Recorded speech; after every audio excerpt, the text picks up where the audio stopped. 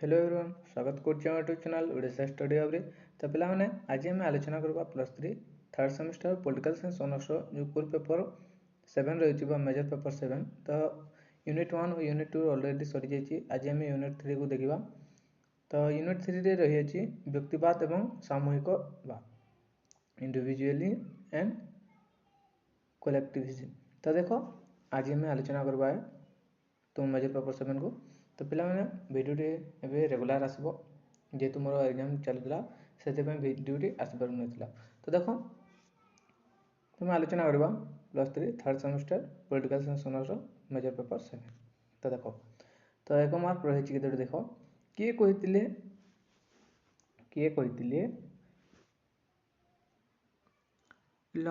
कहते लॉक केवल स्वेच्छाचारिता विरोधी नथिले बरं जड़े प्रकृतवादी व्यक्तिवादी दार्शनिक थिले। तो लॉक केवल स्वेच्छाचारिता विरोधी नथिले बरं जड़े प्रकृत व्यक्तिवादी दार्शनिक थिले बोली किए कहते ना सी भन बुझला सी भन।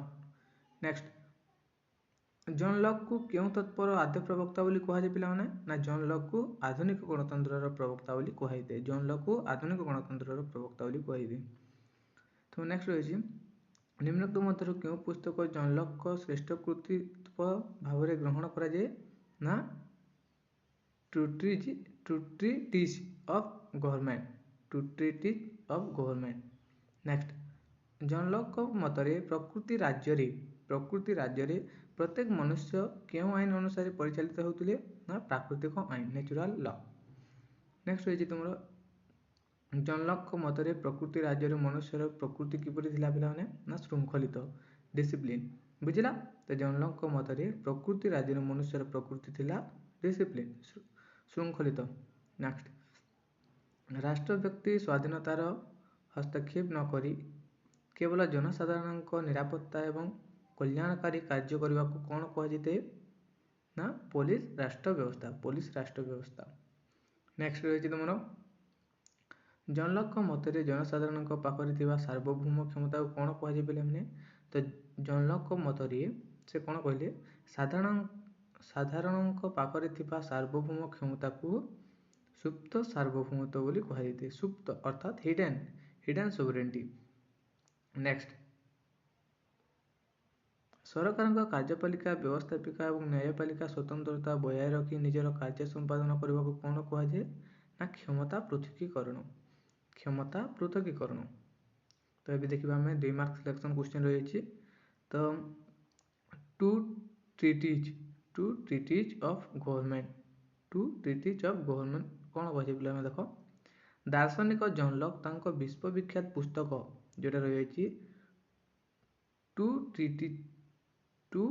ट्रिटीज ऑफ गवर्नमेंट से 1990 मसीह रचना करते। से सीमित सरकार व्यवस्था सांविधानिक सरकार व्यवस्था एवं व्यक्ति स्वाधीनता एवं संपत्तिगत अधिकार विषय में प्रांजल भाव में वर्णना करथिले। टू ट्रिटीज ऑफ गवर्नमेंट बुझला। नेक्स्ट जॉन लॉक को वर्णित प्राकृतिक अधिकार कौन what are the natural rights of John Locke. तो दार्शनिक जॉन लॉक मतरे मनुष्य केतेक प्राकृतिक अधिकार उपभोग करता है सेगुड़िक हूँ बंचार अधिकार सुंदर जीवन धारण कर अधिकार स्वाधीनता अधिकार एवं संपत्तिगत अधिकार। तो यह प्राकृतिक अधिकार माने रही। तो यही अधिकार गुड़िक कहीं मनुष्य ठारू छड़ाई नहीं पारे ना बुझेगा। नेक्स्ट जॉन लॉक को मानव प्रकृति कौन ह्यूमन नेचर ऑफ लॉ। तो जॉन लॉक को मानव प्रकृति किपरि थिला देख जॉन लॉक मतरे प्रत्येक मनुष्य शांतिप्रिय उत्तम आज्ञानुवर्ती एवं देशप्रेमी होगा दरकार। तो से कहते प्रत्येक मनुष्य शांतिप्रिय उत्तम आज्ञानुवर्ती देशप्रेमी सामाजिक व्यवस्था मनुष्य शांति रही चाहे एवं समग्र परिवेश को सहयोग और सहानुशील गुण में उद्बुद्ध करने को चाहते। तांको मतरे मनुष्यर स्वभाव उत्तम श्रृंखलित एवं सामाजिक गुणसंपन्न दरकार। नेक्स्ट जॉन लॉक प्रकृति राज्य कौन स्टेट ऑफ नेचर। तो जॉन लॉक मतरे प्रकृति राज्य विषय में सुंदर चिंताधारा व्यक्त करते। तांको मतरे हेउची प्रकृति राज्य में मनुष्य शांति सद्भावना सहावस्थान सहयोग वातावरण बसवास करुला। प्रत्येक व्यक्ति प्राकृतिक आईन अनुसार परिचालित हेउथिला। तो नेक्स्ट होइछि सामयिक चुक्ति तत्व सोशल कॉन्ट्रैक्ट थ्योरी। तो देखो प्रकृति राज्य रे मनुष्य एक सुंदर सरल जीवन यापन करुथिले। प्रकृति राज्य रे मनुष्य एक सुंदर सरल जीवन यापन करुथिले मध्य तार तीनोटी अभाव रहिथिला। तो एठारे कोनोसी प्रतिष्ठित आईन नथिला, आईन प्रणयनकारी नथिला एवं आईन कार्यकारी संस्था नथिला। तेणु व्यक्ति विशेष सामयिक चुक्ति करबा पई बाध्य होउथिले। तो देखो पिलाने प्रकृति राज्य रे मनुष्य एक सुंदर जीवन यापन कले मध्य तार तीनोटी अभाव रहिथिला। से गुडी कहउछि एठारे कोनोसी प्रतिष्ठित आईन नथिला। नेक्स्ट होइछि आईन प्रणयनकारी नथिला। नेक्स्ट आईन कार्यकारी संस्था नथिला। तो तेणु व्यक्ति विशेष सामयिक चुक्ति करबा पई बाध्य हेउथिला। नेक्स्ट जनलक क्षमता पृथकीकरण तत्व अटे। तो देखो जनलक मतरे गोटे संस्था पाखरे क्षमता ठुलो हेले